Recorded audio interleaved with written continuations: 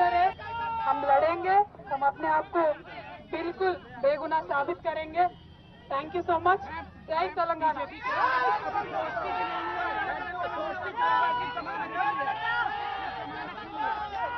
ఎవరి గురించి చెప్పే అవసరం లేదు, మనము నేను తెలంగాణ బిడ్డను, నేను కేసీఆర్ బిడ్డను, నేను తప్పు చేసే ప్రసక్తే లేదు.